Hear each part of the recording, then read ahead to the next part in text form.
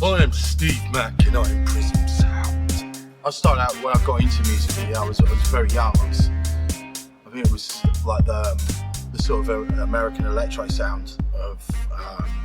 It was like electro and hip hop. So it was like Warren Akins were making records.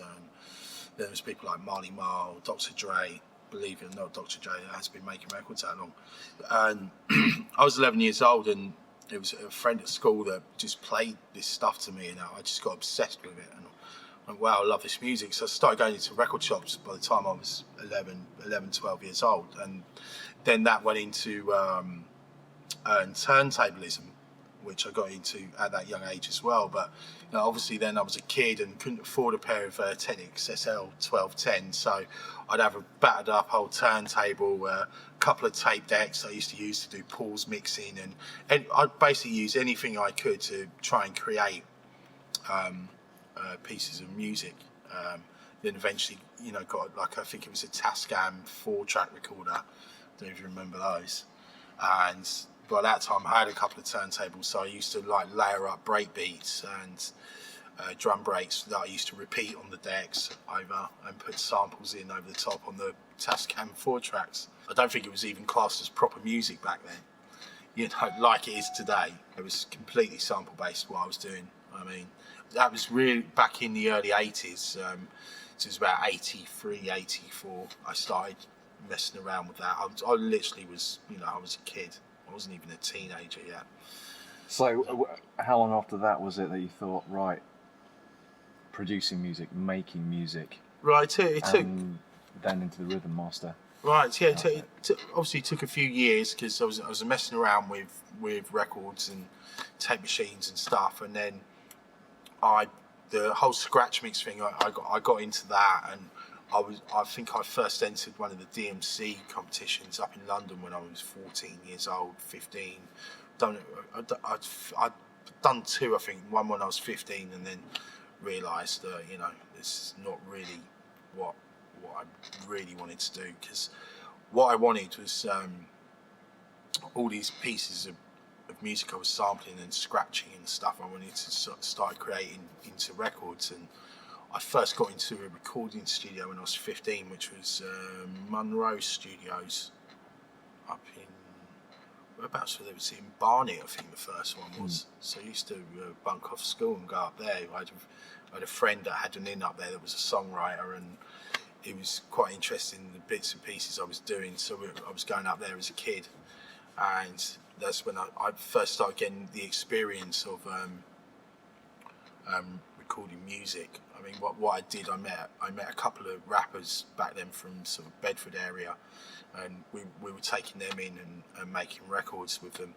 But I remember what it was. It was the first time using an Akai S950 sampler. It was like having 10 pairs of arms for me, because it was like, oh wait, hold on a minute, this is amazing. So I can take all these little bits of these records, put them into this machine, tune them up, and mess them up, and come up with this, kind of piece of music, which is like definitely music now. It's the S900 I used first, which was, I think it was less than 10 seconds. So I think what we used to do to get by is, like, the records we were sampling, we'd put them on 45 and then slow the samples down so we'd have more space on the sampler. And then obviously when you slow the samples down, it's like slowing a tape machine down. The quality gets grittier, but that kind of gives it a character too, like a lo-fi kind of character. So I started doing that when I was 15, and then I was messing around with samplers. Then I got my hands on a Roland W30, which is a whole kind of workstation. So we were messing around in that. But I put my first record out, I think, which was back in '94. Was when I put my first record out, which was the RM project, Rock to the Beat, which was obviously it was a Rhythm Masters production, and it was my partner Rob then at the time. That's when the whole Rhythm Masters thing started. I think I was 21 then. So it took a lot of. The thing is, back in the day as well, the equipment. It's not like today. You've got like GarageBand on your iPad, or you've got Ableton or Logic on your laptop, which is peanuts now. But then, you know, you needed some serious money to make records. The hiring of studios was not cheap, and, you know, trying to get your hands on the equipment was just near enough impossible if you're a teenager. Unless, you know, you're a villain and you robbed people. Arguably, yeah. I wasn't a villain. Arguably still is. I take it Monroe's probably not around anymore. I don't think it is actually, no. Was it one of those classic big studios? It was. It wasn't big, but yeah, it was big enough. Yeah, they certainly had plenty of gear, and it wasn't like the sort of like Olympic big SSL rooms or whatever. But you know, it was a decent studio. And then obviously, you know, then I think the River Masters after that set up, we had a Roland W30 and Ensoniq EPS 16 Plus sampler, a dodgy old Tascam desk that's fallen apart, a DAT machine with no door on it, and it's just all bits and pieces we picked up from my friends, and you know, a couple of old Korg synths, Casio synth, you know, just little bits and pieces. But do you know what? It was enough to make records. We'd go off and get them mastered at Porky's, I think it was was that in Shaftesbury Avenue? Yeah, it's an old cutting house. Right, so I think that's where we first started getting our stuff mastered, and they had a big old Fairchild compressor in there that made everything sound kind of nice from the crap mix downs that we done on our crappy equipment. But it was enough to get a vibe, and then what we started doing was we were just putting out loads of records, and then one just went bang. Regarding putting out records, making a success, making a living out of it, I mean, how did the music business culture differ then? There's now not so much maybe getting the foot in the door as a musician or a producer, but let's say the label, how they were back in the 90s compared to today. Pretty much the same, sharks. It was all the little publishing deals I'd done in the past as well when I was a kid and didn't understand, and you know, never seen a penny from it because they've just collected all the money. It's quite, you know, it's quite a. I always called the music industry shark infested waters, and it was one of the also reasons I set up Black Rock Records and Black Rock Publishing was to actually help the younger generation not make the same mistakes that I made early in my career, which is also going well. It started with a really, really good friend of mine that's also Brighton based, Mark Lawrence, and we call him Mr. PRS because he works at a certain company. So that's his nickname, Mark PRS, and he loves dance music. He's a very good businessman, and we hang out together a lot. So that if there'd be a gig going on in town, or there'd be a certain friend of mine, a DJ playing like audio or something like that, we'll go, "Oh, do you fancy going for a drink tonight?" And we'll go and check out who's playing, go and hear some music. Or if I was doing a gig or something, "Do you fancy coming out?" And we'll hang out. And it started like that, and we were just speaking, and you know, and he said, "I've always fancied setting up a record label." I was going, "Well, why don't we set a record label up then?" Because I haven't run one for a couple of years, and so I just didn't feel I was in the right place to do it at the time. So it was like, okay, then let's do it. So but with Mark understanding publishing and everything, so we might sort of set up a publishing company as well, which we did. And literally, it was sort of, we come with a plan at the beginning of the year, and it took, you know, to get the company's house, bank accounts, to all the usual stuff of setting up a company. So we did that, and we've only actually been running about 3 to 4 months, and it's going well. We're up to release 5. I've been mixing down all the records here, so every artist we take on, I'm mixing the records down, because what I'm finding with a lot of kids we're taking on is they've got some really good ideas. The records are good, but they just don't sound right because they haven't got like a studio facility like mine, or the knowledge of the mix down to do that. So that's one thing different about the company we've set up, with the record label we've set up. We're signing the younger generation of artists that are going to be, you know, the future.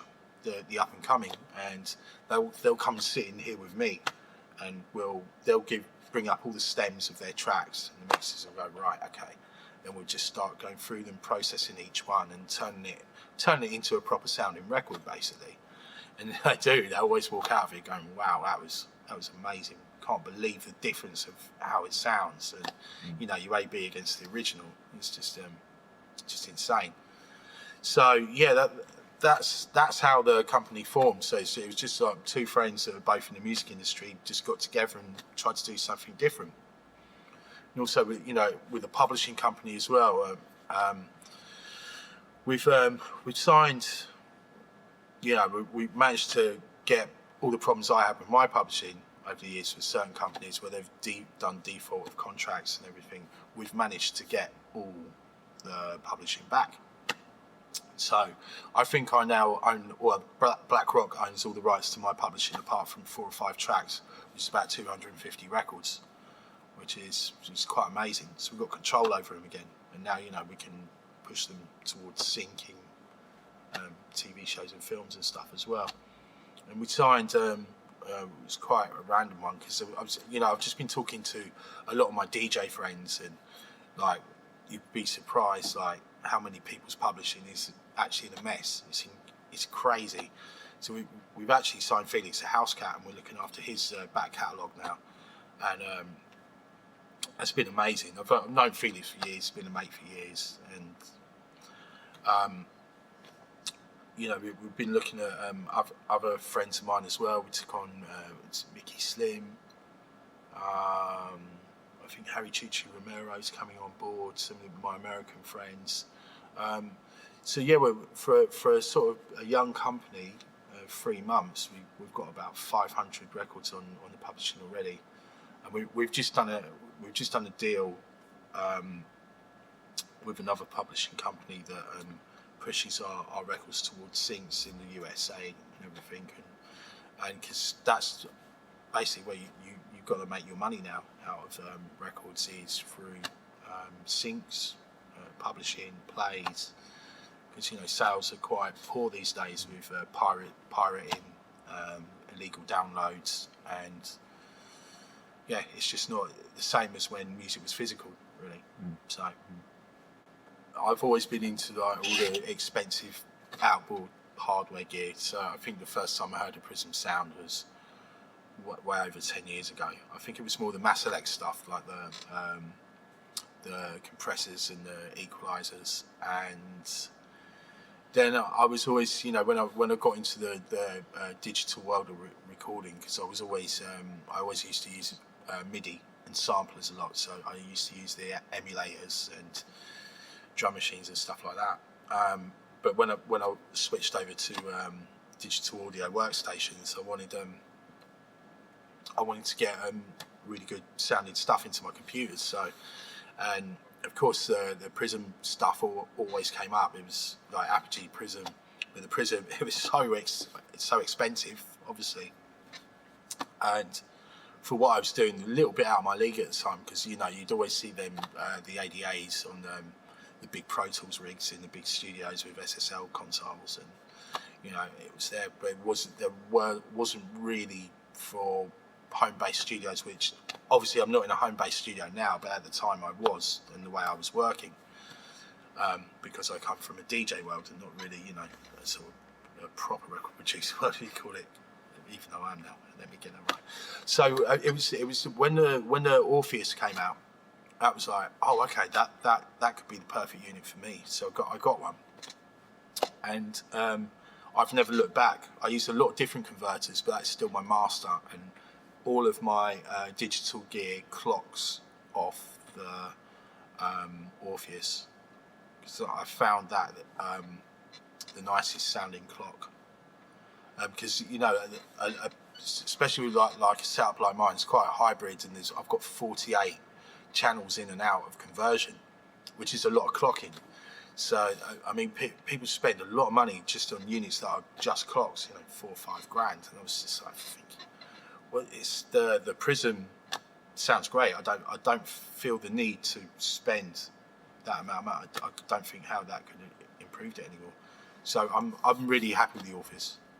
and I've been using it now for quite a few years, 6 years, 7 years maybe, when it first come out, basically. Yeah, exactly. It's about 6 years. Yeah. If I went for another desk in the future, I'd be stupid. No, if I did go for another desk, it'd probably be the API 1608, which is nice and compact, and they sound great.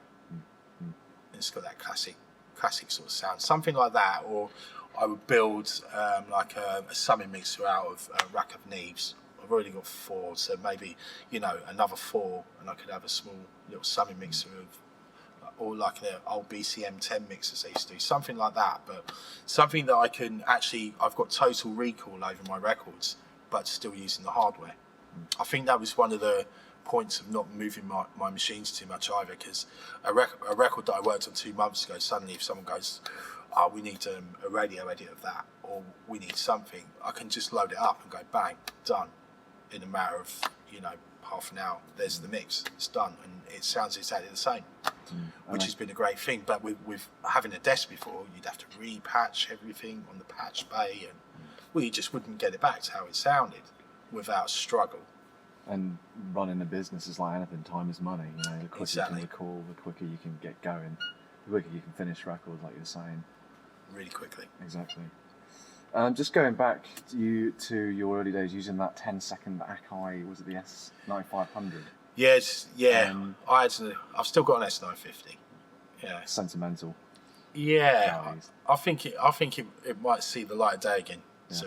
Yeah. Why is that? Do you think because maybe the analog output stage had a certain sound and a quality? What I was going to lead on to is, you've got the latest Renaissance. Yes. Amazing sampler. Yeah. And the workflows are obviously very different, but do you sometimes limit the way you work on the Renaissance just out of habit? And do you think sometimes that limitation of that old kit actually was a benefit that with digital workstations you can recall and do as much as you want, and you're your own worst critic? Yeah, so it's you can get really carried away. I think I went through a stage of that where I was just overproducing stuff, and my mixes were getting cluttered with loads of sounds that shouldn't be in there. But the last few years I've sort of learned how to deal with that and get the workflow kind of right. I've sort of used the Akai Renaissance like the old school, really. I'd just get my loops going, and I wouldn't sit there and arrange a whole track in there. I used to do that in the SP1200 back in the day, but because it was kind of weird.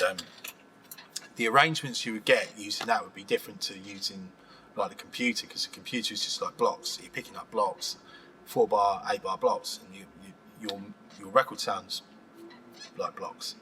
Where you had no computer screen, it was just a little screen, so you're actually feeling it when you worked off the drum machine. So your arrangements would come out completely different, like really, really interesting. Like things that would be happening in certain places you wouldn't expect them to happen, but it gave a really, really good impact on the records. So I am actually thinking of setting, because the perfect combination was the SP1200 and the S950. They just worked so well together, and I've still got both of them in a hole somewhere. They're around somewhere. What's the oldest bit of kit I've got? Would it be the ARC 2600? I guess, what have you got the most value out of over the years? Oh, okay. I would say the SP1200s, yeah, the drum machine, definitely. That and emulator 4 sampler, because I would always use a lot of samplers. I had S3000s and stuff as well, which I don't really use anymore. But I've kept the emulator because I just love the sound of the filters. And probably these days the most use where anything gets is a computer. Yeah. Back in the 90s, where you were still crafting your own art and your own skills, how did you value conversion, and at what point did you think conversion is kind of I need the dogs now? What was your opinion of it before? Was it a necessary evil? Was it? I did, yeah, because I didn't really understand it at the time. So I think when I first started out, I was using like the Motu stuff, which just sounds bloody terrible.